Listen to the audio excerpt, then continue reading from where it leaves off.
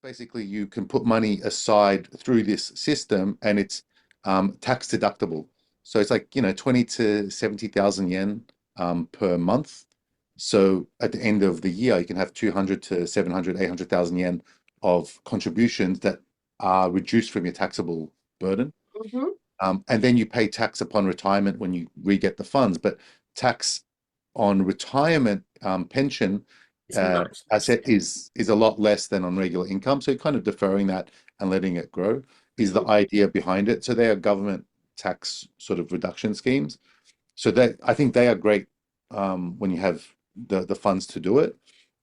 Any kind of investment, first step I feel it should be done in government supported tax beneficial schemes versus outside of those buckets.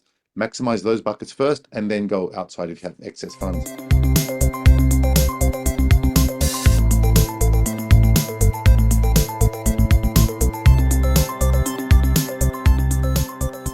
Hi there, folks, and welcome or welcome back to Nippon Trading International's Japan Real Estate Podcast. I'm your host, Ziv Nakajima again, and this podcast is brought to you, among others, by Emil Gorgis of realestate.jp.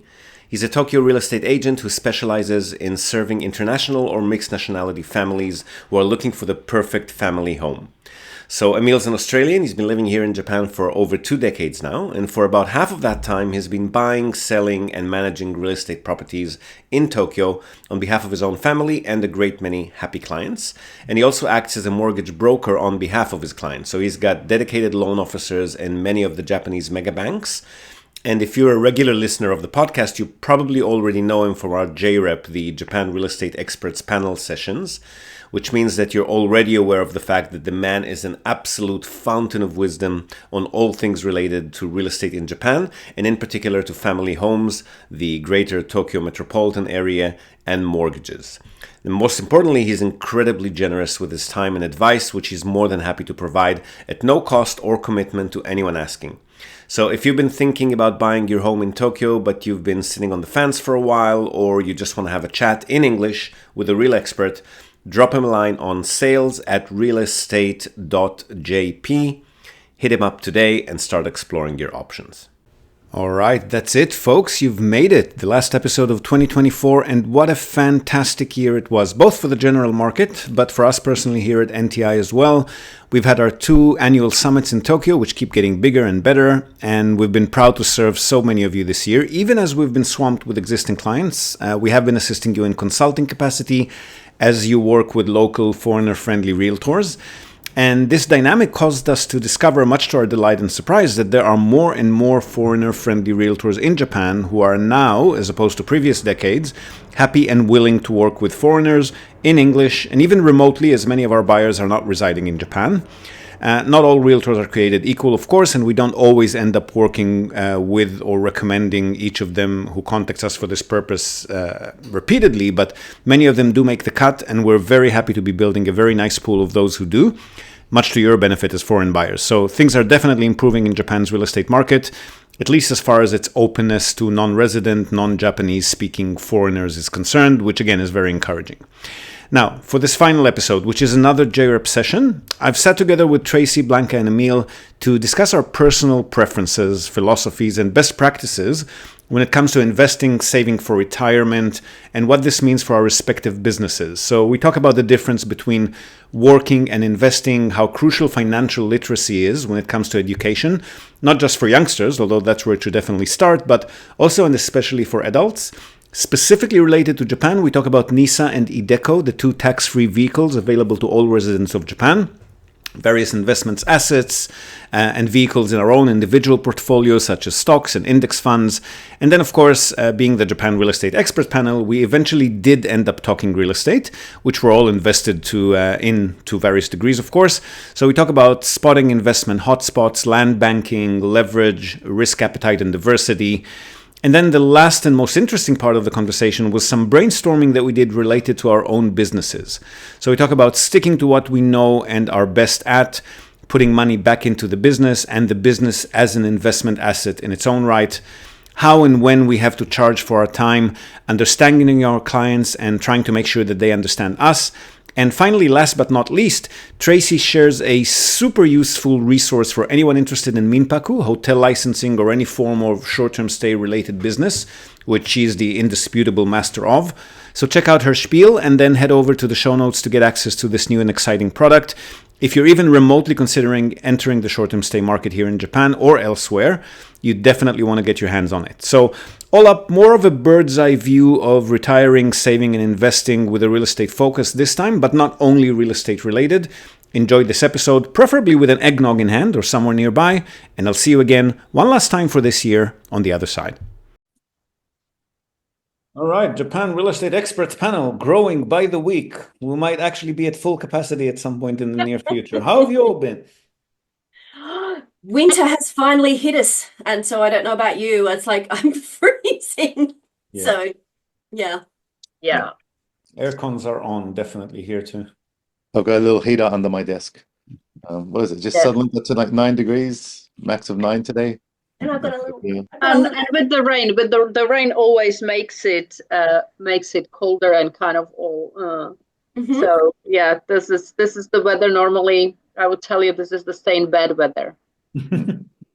Definitely. We were that's actually a topic, maintenance of houses in colder weather climates, so we can get into. But we were talking a bit about retirement slash inheritance slash financial planning for the twilight years, right? Tracy was attending something. Emil had something to say about that too. Yeah, I've been doing a course actually, and I've been doing a course with Retire Japan and just learning about all the different financial things that even in 25 years, I've never learned about. So financial literacy is something that I'm really making sure that my child knows about, and something that I'm trying to educate myself about, because I mean, I just think as a human being, like, as a salaried worker or whatever, it's not built for long life. You do have to do something extra other than your salary, whatever you do, to just make sure that you're not living so that you actually don't have to work until you're 110. So, yeah. Yeah, financial literacy. We just, Kingsley and I, we just had actually a seminar yesterday at one of the international schools for children, because that's part of the portfolio that we do. And that's literally what we always tell people: you cannot rely on single stream of income, no matter what you do. Because if if you rely on one thing with all your expenses, then you're setting yourself up for failure and for problems. So having multiple sources of income is one thing that everybody has to learn to do. But I don't think that real estate, like it used to be bricks and mortar. That was my parents' generation, the baby boomers, that's how they secured their retirement. But nowadays, real estate is one element of an entire portfolio. And maybe Emil, knows a bit more about that than me. Yeah. Oh, I love home loans in real estate, Japanese home loans. So for me, I do like having different stuff. So Japan has NISA and iDeCo. So big shout out to Ben Tanaka at Retire Japan. Great guy, and he's also here on the podcast. He's a legend. And he's such a solid man. Like, he's such a good human being. So yeah, and he's also a supporter of our podcast too and what we do. So I'd like to support him as well. So yeah, if you are in Japan, want to know all about NISA and iDeCo, so NISA is like a account for stock investing that is a tax-free umbrella, and tax-free being it's a government-supported account that allows you to invest stock-free tax-free in stock. And iDeCo is sort of my understanding, it's like a monthly contribution you can pay out of your income that reduces your taxable income amount, and then so that gets deferred until it's a pension. So we've got Nenkin, but it's also a supplement to your pension. Yeah. I guess the Americans call it a 401k, like a self-managed 401k type of thing. Yeah. iDeCo stands for Individual Defined Contribution Scheme. So Look at you. Yeah, I know. Like I've read his books. I think I signed up when he first published his book, right? So I like what they do. So Yeah, but that's basically you can put money aside through this system and it's tax deductible. So it's like, 20 to 70,000 yen per month. So at the end of the year, you can have 200 to 700, 800,000 yen of contributions that are reduced from your taxable burden. Hmm.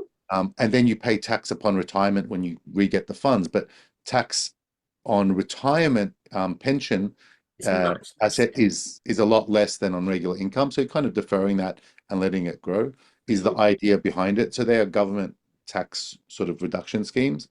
So that I think they are great when you have the funds to do it. Any kind of investment, first step I feel it should be done in government supported tax beneficial schemes versus outside of those buckets. Maximize those buckets first and then go outside if you have excess funds.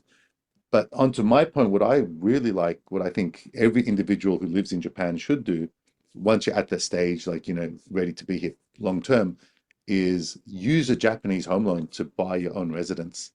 I think there's not much you can do which costs you pretty much zero out of pocket that can convert what you're paying for rent into equity, right? If you're paying 200,000 yen a month in rent and convert that to a home loan where you're paying 200,000 yen a month in mortgage and the interest is 30,000 yen, so 170,000 yen of what you're paying is equity, right? Principal, like forced saving. There's nothing you can do that's costs you zero to sign up because the bank pays for everything and Yeah. just you go from 200,000 yen a month in rent to 170,000 yen in savings. Yep. It's just the best low hanging fruit. It's really hard to beat in my mind. There may be some circumstances for individuals that they're like, okay, it may not be the most beneficial for them, but I think that's a unique set of circumstances. For the majority, it's definitely worth exploring at least. Now, here's some big news for anyone interested in Akia, the abandoned vacant homes that are abundant all around Japan for very attractive purchase prices. Akia Mart, our latest sponsor, is a recently founded online search and discovery tool for Japanese real estate. Its user interface will be very familiar to users of Zillow or Redfin. The platform essentially scouts the internet for property listings, translates them into English, and displays prices in US dollars, all in one place and with a dynamic map interface that makes browsing, finding, and shortlisting your favorite properties a piece of cake. Which any of you who have been struggling with the dozens, if not hundreds, of Japanese property websites that are available online and their very clunky interface will probably find a real blessing. They've got already over 500,000 listings on the platform, and the database is expanding daily. Ranging from abandoned rural homes to luxury urban properties, Akia Mart makes it easy to find your dream home in Japan, regardless of your budget. Now, while the platform is essentially free for use, here's an exclusive offer for listeners of the podcast. You can use the promo code NTI to receive $5 off Akia Mart Pro. The subscription will unlock a bunch of very attractive features for you, including unrestricted access to the entire nationwide property database and a whole range of filters, which will help power charge your search for that elusive perfect home and make it even easier. So hop over to akia-mart.com, that's AKIYA-MART, akia-mart.com, and kick off your search today. Well, So what yeah, else are you good folks invested in? I mean, obviously each of us have got something related to real estate in one way or another, but I'm curious, what does your portfolio look like if you're thinking about long term, not like something that you're going to flip in a bit? For me, I have Any of you, yeah. Yeah, I've got investments abroad. I've got investments in the share market in Australia. I have property in Australia. I have like offshore, one of those mutual fund type things. And I've also now got sort of Japan-based, those tax in NISA and IDECO. But the other thing, as a small business owner, I get a small business owner contribution scheme, which is only open to small business owners. And again, you put it in pre-tax. Like a salary sacrifice, I think the Australians call it. So you put it in pre-tax and then it's paid out. So you put it in monthly and it's considered part of your salary, but then it's paid out as a bonus on retirement, and then it's taxed at the retirement amount. So it's you're reducing your tax burden, but that's only available to small business owners. If you're a solo person, a solo operator, there's other things available to you. But if you're a daihyo, or if you're an executive in a small business, then this is available. Blanca, I interrupted you. I'm sorry. No, no, no, no. I was saying, like, I love properties as a, everywhere, everywhere. So properties here, properties in Europe, properties in Africa, land, just lands, and then apartments, things that you can rent to get monthly income. To me, that's just, yes, you invest once, and then you just get monthly income out of it repeatedly. And then, whatever down the line, if you need to sell some of it, you can always sell. And the way it's going, the price of properties is going up significantly everywhere. So that's kind of what we do. Of course, some, different financial products, but when it comes to real estate, that's a big, big, big part of our portfolio. Definitely. And it's great. You know what? It's like, we have them, like, even here in Japan, it's nice. Basically, even what we have, what we collect on rent, it kind of covers like the mortgage that we have on our house. So we live completely free.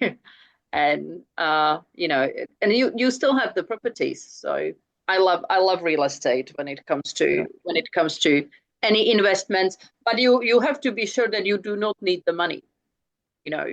It's liquid, not something. It's not. Yes, when you're investing in real estate, you are investing long term, and the further, like, you can buy some lands right now. I'm still regretting we didn't buy land in Saitama or like Nagariyama, because, like, honestly, things that were 1 to 3 million yen still 10 years ago, I think they are like 15 to 20 right now for plots of lands in that area, because that's the fastest growing area in Japan right now.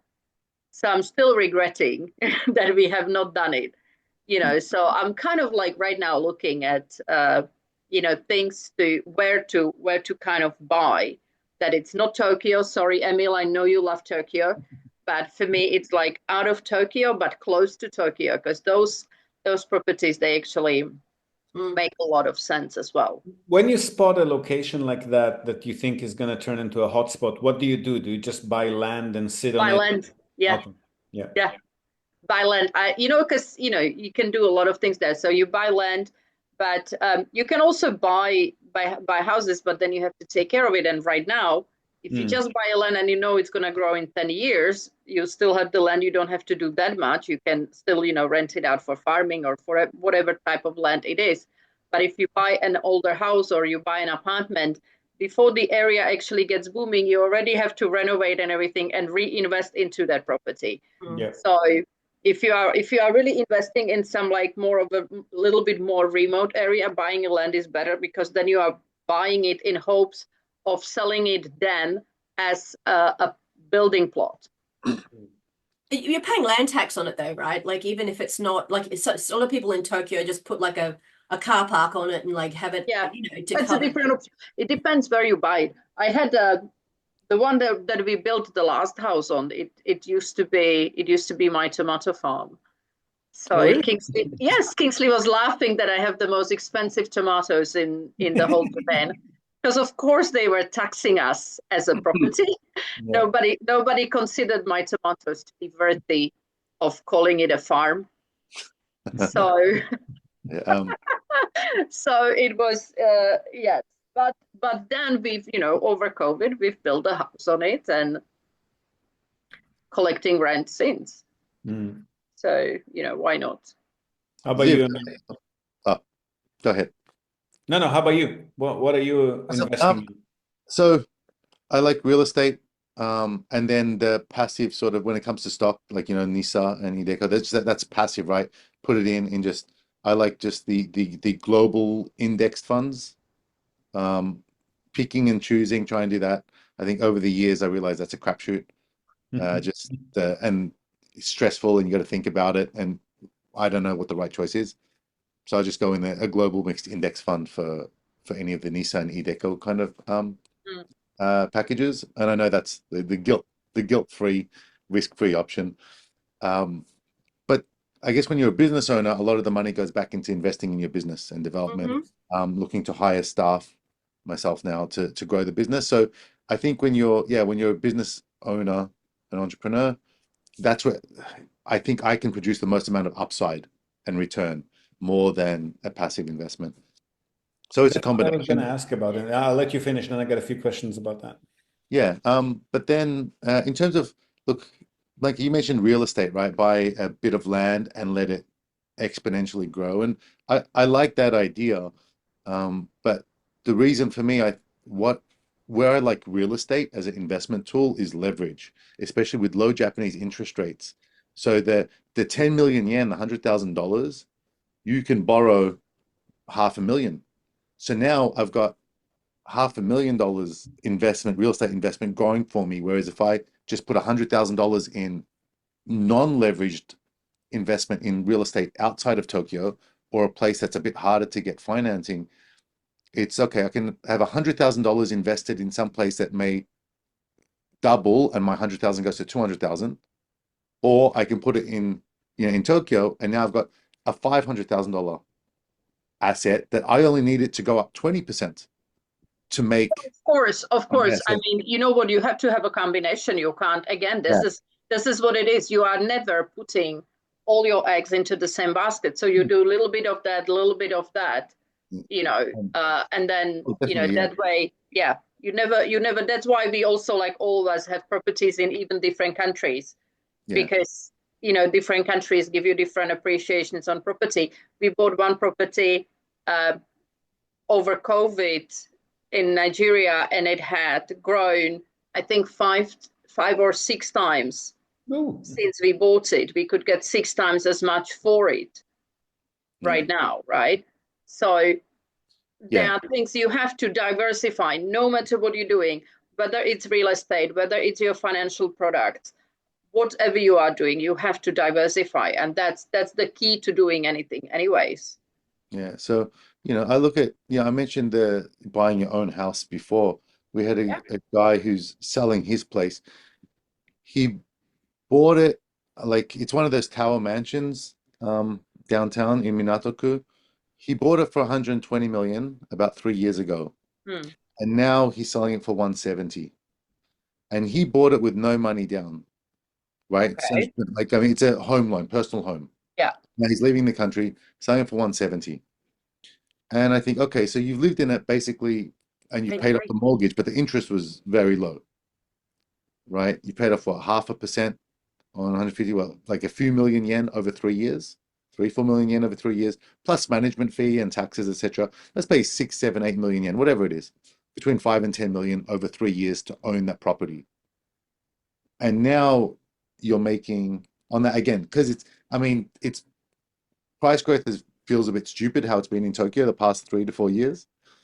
But now it's 50 million yen, $500,000, or whatever you want to, 5 million yen upside on that. And I don't think there's it's when you leverage something, especially a personal home, right? I think is great because it's no money down. But for an investment property, it's 20%.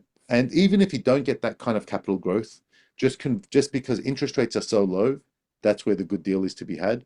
But yeah, even for investment properties, if you have access to the cheap investment loans, like 2%, 1.5 to 3% loans, and you're yielding, 4 to 7% for a investment, maybe hard to get 7% on a property that you can actually finance. Maybe like 5 to 6% is more realistic. That's where I see the upside. When you're doing cash only, I feel it might not be as attractive in Tokyo. That's when, there's some stuff you find, right? In the other places where the yield looks more like 7% net or 6% net. We're lucky these days. Yeah, it's going a bit. But you're forgetting one really huge thing, though. how much are you saving in rent? Because you've got a roof over your head too. If you didn't own this property, how much would you have to be paying Oh, somebody else for rent? So there's that, like, just because you're servicing a loan a couple of million yen over whatever time, you would have been paying like 10 times that if you were paying rent. oh So, yeah, mm, that's exactly what I touched on before. That 200,000 yen a month rent is now 170,000 yen a month forced saving because it's paying off the principal. So mm. sort of I addressed that before, which is why And I you can think barely get anything for 200,000 a month anymore, right? In terms of it's Anymore. like anything decent. So, it's yeah. equivalent to about now a 70 to 80 million yen loan. So if you borrow 8,000 yen, 80 million yen, Mhm. which is what, like 500,000 US, 550 Yeah. US, that monthly payment is at 200,000 yen a month. Mm. Equivalent, that's principal and interest, and includes life insurance. That's my big kicker And now. insurance, yeah. Private equity. That one, it's fantastic already. Yeah, so free Mm. money. Ziv, over to you. What's your thoughts What's on So your we portfolio look like? obviously like real estate a lot too, and we prefer to focus on Japan, which is what we know. We did have a property in the USA. We did have a property in Australia. We ended up selling them and buying more properties here in Japan. And we're also a mix of cash, entire mortgage, and also half cash, half mortgage on some of our purchases. And we diversify, obviously, geographically, socioeconomically, different types of properties, different types of tenants.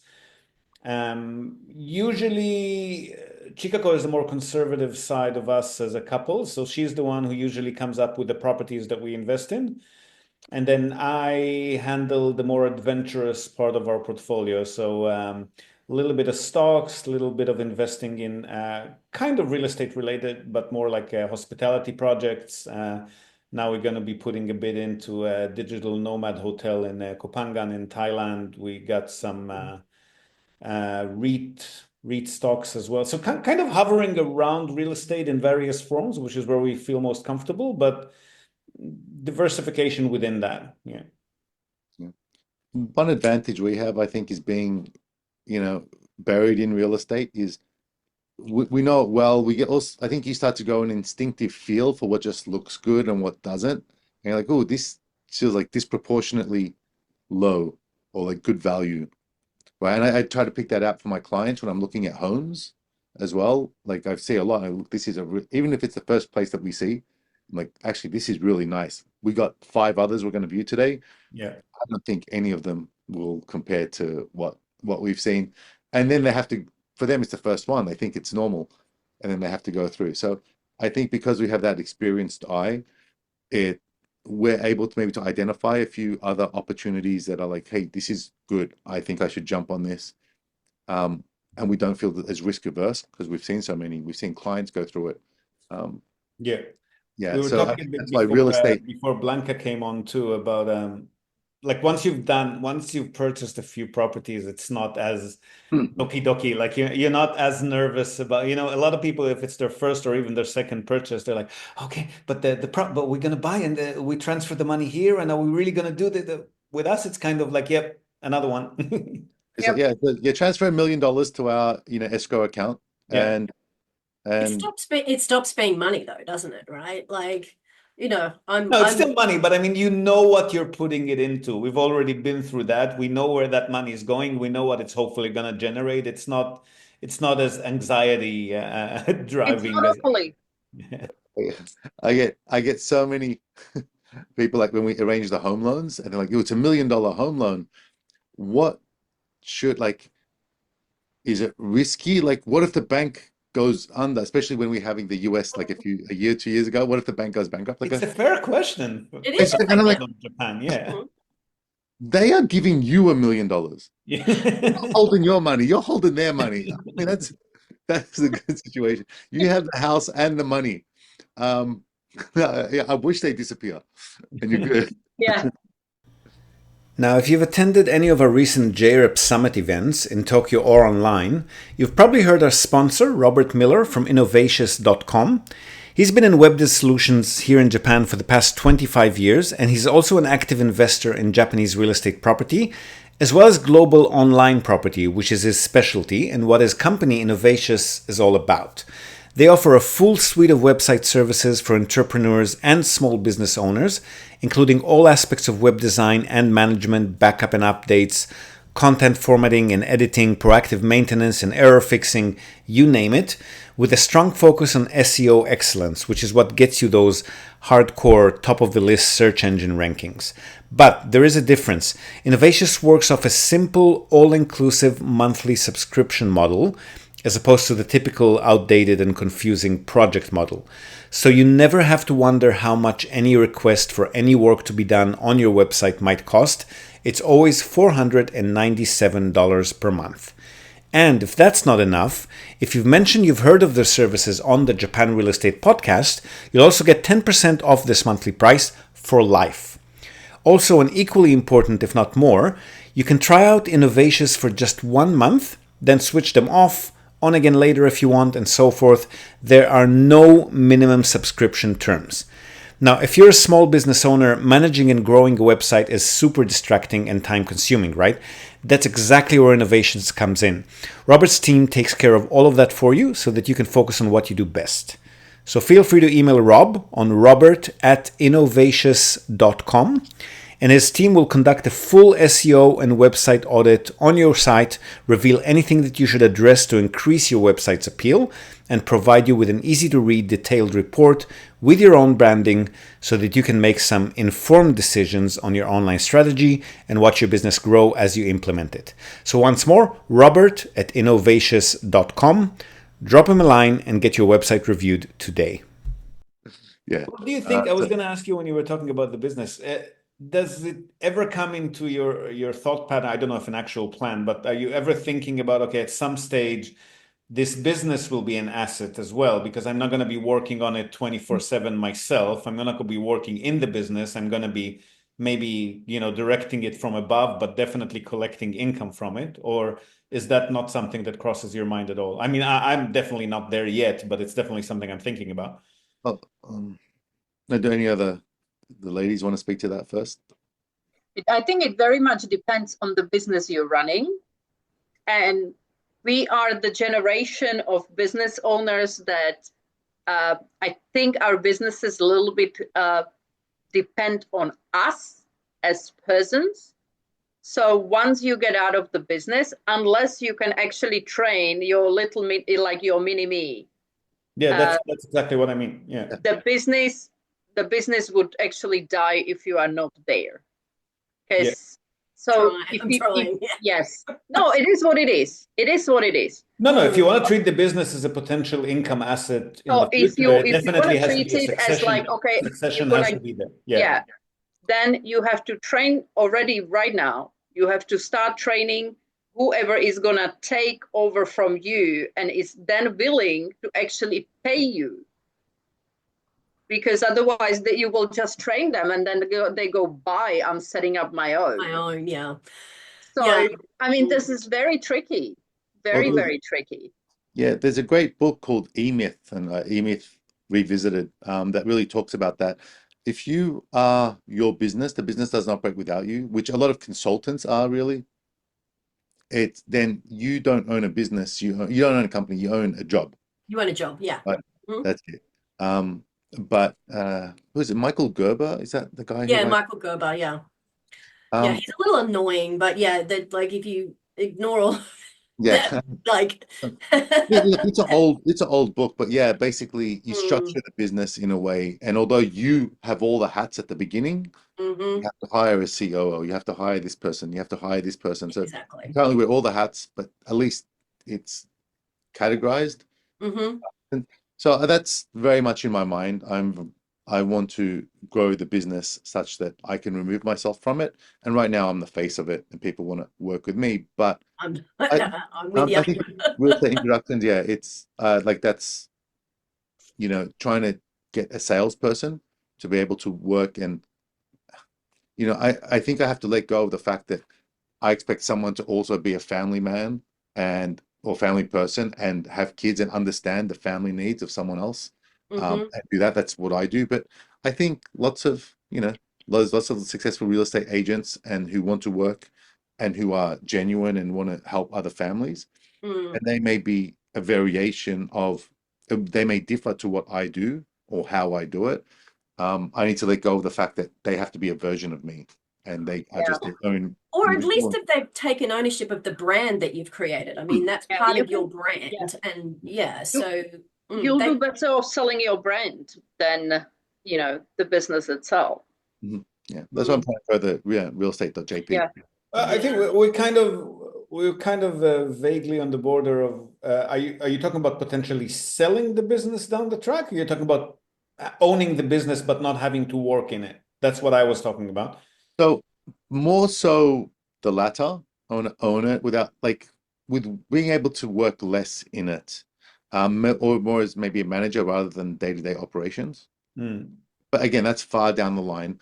But I think, from that book, you, in order to achieve that, it needs to be structured in a way almost that it is sellable.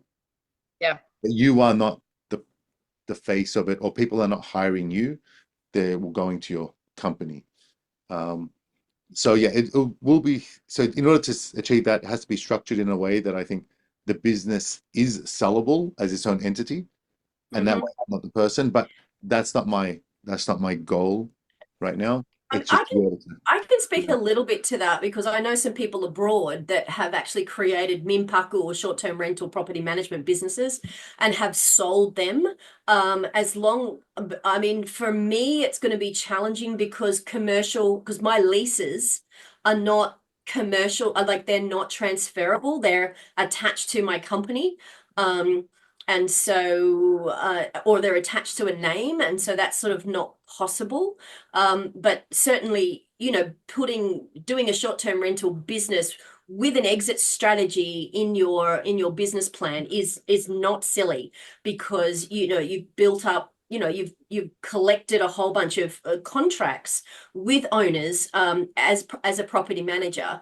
And that's valuable. That's a saleable asset. You're essentially selling Yeah, the business book. I mean, the person buying it correct. may or may not adopt your methods and procedures, but they'll definitely be inheriting all the clients and providers. But your customer list, and especially if you are building a short-term rental business, have have your own like database of customers, Yeah. and be nurturing those, and have that brand that is so Tokyo Family Stays isn't attached to my face so much. I do think that it might be possible to sell that brand. I'm not ready now, of course, but I still really love doing what I do. But being able to have a potential exit strategy down the line is it's not silly. I'm trying to think about that. Like depends on what type of work. The consulting work I still do very hands-on, but a lot of the customers that we're onboarding these days for management, for example, there is no reason for them to talk to Ziv every time they have a question, unless they're a very high touch client. We do have a few of those, but generally it takes time to get people used to that. But when the message comes in, you're like, I'm not sure about that. Could you email what's her name, and she'll let you know because she's hands on and I'm not, right? So that's the first step, I think, for me at least. Hmm. Yeah, I think you can, like, Ziv, on your part, you can outsource, I think, or not outsource, you hire someone to do some of the admin tasks that take away from that they don't need your specific expertise. Anything that can have the system book Yes, quite a few created. now. There's 10 of us now, so the work that Chica and I need to be involved in is yeah, reducing by the day. Yeah. But No, before we go, speaking of businesses and the business book and resources, Tracy has a new resource. I do actually. I've for people who are really keen on monetizing property here in Japan. I get a lot of questions. I get so many. So I've actually put everything that I know about getting into that business into one package. It's a due diligence package. So half the people I speak to, they have this idea of like, oh, I'm gonna do Airbnb, or I'm gonna monetize this. This will help you crystallize that vision and actually see, is this right for you, and save yourself a lot of money and effort right from the beginning. So it's not just assessing a property, it's assessing whether this is a viable business opportunity for you, and that's what this packet's all about. And I've got like a ton of calculators so that you can actually assess whether what the ROI is going to look like, look at what potential cash flows you're looking at, but also to get out of you questions that only you can answer. So help you to decide if this is the right thing for you. And then if it is, a checklist of all the things that you need to get done. So yes, there will be a link in the show notes. It's $97, so cheap as anything. And you just get you get a ton of resources in there. So How many people do you think would have paid that $100 only to save themselves tens or hundreds of thousands of bucks, realizing all the moving parts there are? Maybe not for me. Yeah, but I mean, look, it's all should be part of, part of the planning, right? Like, just because Minpaku is not necessarily right for you, that's still a good, that still doesn't mean that buying a place for another reason isn't the right thing for you. So I guess it's to take this idea of, oh, I'm going to put it on Airbnb and make a ton of money, but give you the real talk, and see, all right, is the squeeze going to be worth the juice for me and my particular goals? Have you thought about A, B, C, D? Are you even aware that they exist? Exactly. What is the compliance and what's this and what's involved? And so that I give you all of that through. I mean, I've been doing this for more than a decade now. So yeah, it's all there for you. Fantastic. That's fantastic. We will be linking to that, and people may download it well, they need to pay for it, but they are able to purchase it. And if you followed any of Tracy's presentations at the summit and some of the stuff that she lays out here on the podcast, you probably already know that you're going to get your money's worth and then some. Well, I want to make it affordable, right? So, yeah. Well, we interrupt this broadcast to tell you about Tokyo Family Stays. They're a short-term rentals company in Tokyo, and they offer a home away from home experience, which is just perfect for remote working, quarantining, if that's still a thing, or if you just need somewhere quiet to get away from the world. They offer a variety of options for families, corporate relocations, or even if you're simply transitioning between homes in Tokyo. The properties are super comfortable, tastefully furnished, fully equipped with all amenities, and they accommodate up to 10 people. So really the only thing you'll need to bring with you is your toothbrush and maybe a change of clothes. They come with fast unlimited wireless internet, dedicated workspaces, and fully equipped kitchens, and they're just a delight to stay in. Fantastic alternative to Japanese business hotels, which if you've ever stayed in one, you probably know they're tiny, they're noisy, fine for a night or two if you're on your own, but longer term or with a family, you'll probably feel you're in a jail cell very quickly in a Japanese business hotel. So if you want to give yourself a sense of space and freedom by renting a real home with comfortable Western beds, including all the necessities like baby bedding, children's toys, high chairs, etc., you definitely want to reach out to Tokyo Family Stays. They've been at it for over a decade. They're a fully licensed Minpaku or short-term stay operator. And as a special bonus for our viewers and listeners, they're also throwing in a breakfast basket upon arrival for anyone who books and mentions the Japan Real Estate Podcast or NTI. And not only for guests, if you're a property owner, you've got an investment property that you want to tweak for higher profit, or a holiday home that you want to rent out when you're not using it via short-term stays, drop them a line today, see how they can help you maximize your property's income. And again, as a special bonus to our viewers and listeners, they're also offering a free audit of your existing short-term stay listings without any obligation whatsoever. So feel free to reach out to them at tokyofamilystays.com. Well worth a visit. And again, if you're in the market for a family home in or around the Tokyo metropolitan area, Emil's your man. Don't be shy to reach out to him as well at sales@realestate.jp. And now, back to the podcast. Yeah, we were talking about this in our group chat we have the other day about charging for initial consultations. We get so many inquiries that people just want to sort of pick our brain and have a chat. And it's a solid 1 hour sort of conversation, sometimes 90-minute conversation. But I think some people in our chat were saying, well, we start charging now. We don't just accept any kind of. Because very often that's what even happens to me. Very often they just say, oh, we haven't bought the property yet, but come with us for the inspection and tell us what's possible. But great, I'll do that, but you have to pay me. And then if you decide that you're buying that property and I'm going to do the job as a company, I'll happily deduct that fee from the contract or, something, but you have to pay me first, because otherwise, it's a half a day.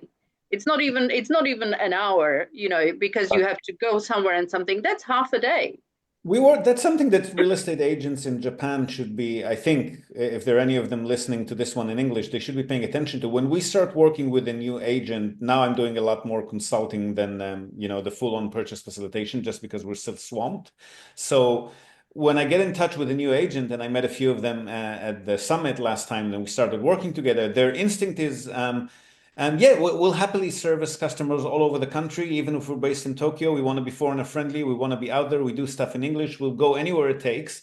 And I have to force them to charge for their time when they go out on these viewing trips, because they're in the mentality that might have worked in and around Tokyo. But when you're serving foreigners, they're going to ask you to go to all corners of the country. Yep. You're going to be paying tens and hundreds of thousands of yens in transportation expenses and hotels and the time, your time, which Yep. is valuable for a sale that may or may not happen, right? And you're Mm-hmm. going to get burned out. You're not going to work with us anymore. Just charge for it. People are expecting it and are okay with it. I had to do that. I had to do that with my Shiho Shoshi, who I work with a lot. I put a lot of introductions, and she was going around doing a whole bunch of work for them. And then people go, "Oh, this is a bit hard. I'm just gonna do long-term Exactly. rental, for example." And she was getting burnt out and started getting mad at me. And I went, "Well, just charge people in advance." And it was really hard to get her over that hump to say, "Well, that's not what we do here in Japan." It's like, do it. It's like, yes, you can use that as a deducted off people if people use you for the whole thing, but for that initial investment in time, she has to go to the ward office, she has to sit there and take floor plans. That's even before people have decided to go ahead with their licensing. So Yes, yeah, all this has to be paid. Nobody's doing anything. As much as we like doing what we are oh, we doing, we love it, need but to get paid. I'm I mean, I'm I'm probably the opposite. exception here in that I do a lot of the stuff that I do for free, but people pay because I'm saying for free, but it's for the content, right? It's not really Mhm. Yeah. for free, but people pay for accessibility and for priority, right? So if you want to keep bombarding me with messages, what do you think about this property, that property, and who should I contact about this and that? I'll eventually get to them and answer you. But if you've really got a project that you're on and you want things to happen now or at a certain deadline, and you want the advice to be contextual to your case and with everything that I know about you taken into consideration, then you pay for that. I'm the opposite. I like, I'm typical real estate agents. We don't charge for the search process and taking people out, etc. And I had a client recently from the US looking to buy basically a holiday house, and his budget's about 300 million, like 2 million US, so 300 million yen. Looking for so we're doing these like, multi-million dollar mansions in Azabu area. They're 2, 3 LDK, but that's how much they cost now in like, in Aoyama and whatnot. And I spent like parking near there. I spent about 8 or 9 thousand yen on coin parking in that area. It's like 500 yen for 12 minutes with no cap, right? I mean, Yep. so we drive around, but I kind of we had the Zoom call. Like he reached out to me.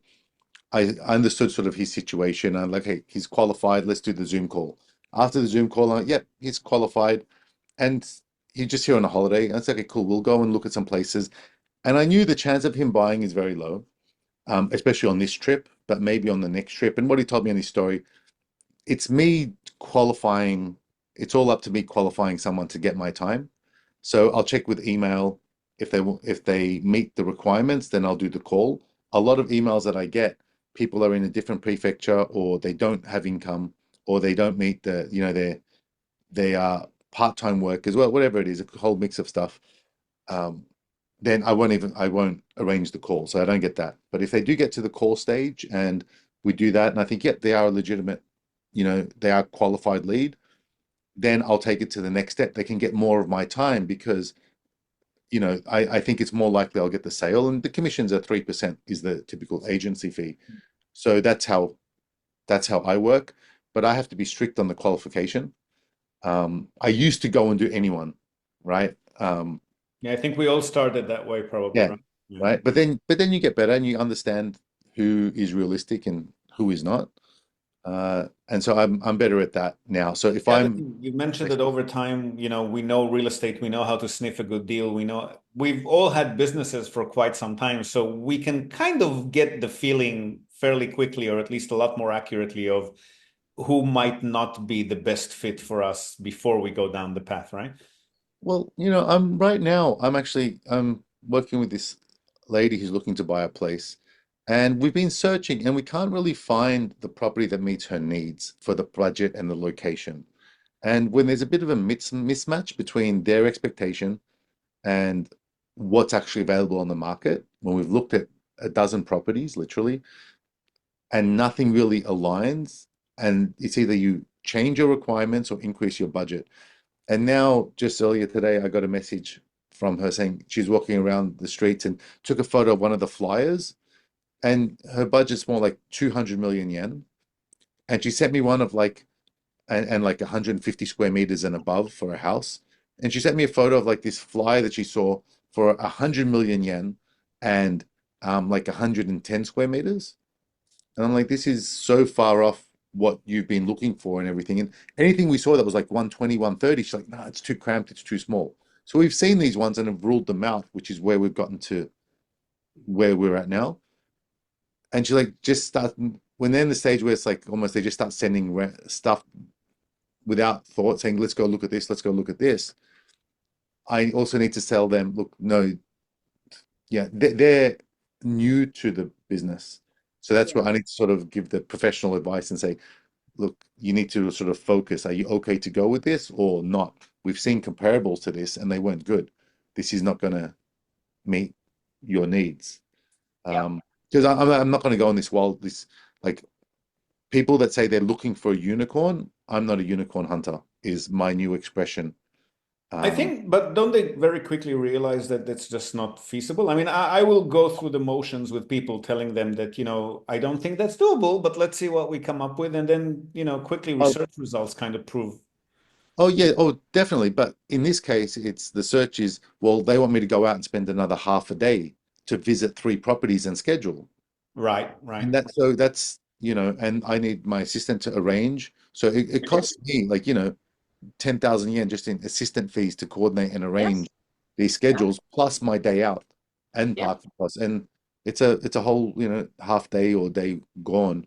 Yeah. I don't say wasted, but gone because it's easy to do that. I'm okay doing that at the early stages when I understand we're still exploring. I'm trying to understand the client's needs, and the client is still learning their needs.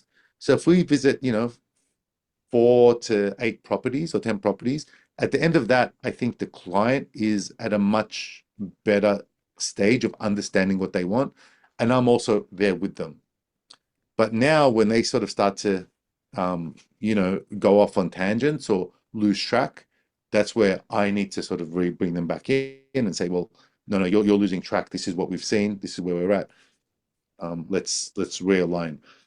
Because otherwise, again, I'm hunting unicorns, and with a family and 3 little kids, I need to be, Yeah, we all have to budget. We all have to Boundaries sort of. and limits are required, yes. Well, we have to, I think at least 2 or 3 of us have a meeting in about 3 minutes, so we will have to cut this one short. Thank you for your time, and we shall see you again To shortly. see Like and you. subscribe. Thank Take care. you. See Like you and next subscribe. week. Yes. and buy Tracy's Awesome. package. Yeah. Oh, Yes. yeah, my package, yes. So she has Yes. all the Sounds great. So there you have it, some real nuggets of wisdom and solid advice there from the JREP crew, or at least I thought so. Hope this was of value to you as well, and of course, wishing you the best ever holiday season and Happy New Year.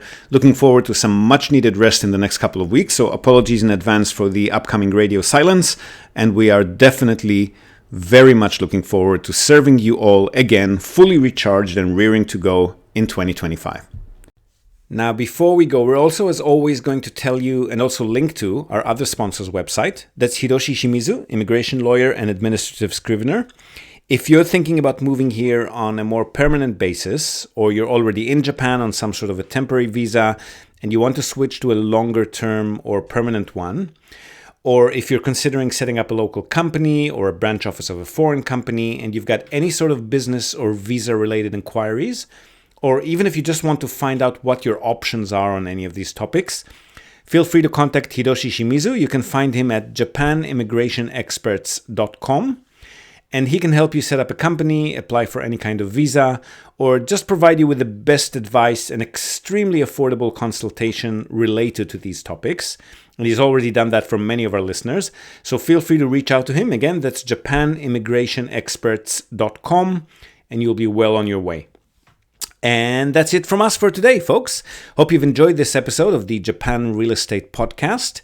Do share it with your networks, and please let us know what you think. So leave us a short rating or review on the iTunes Store, on Spotify, or just drop us a line in the comment section of wherever you might have found this episode.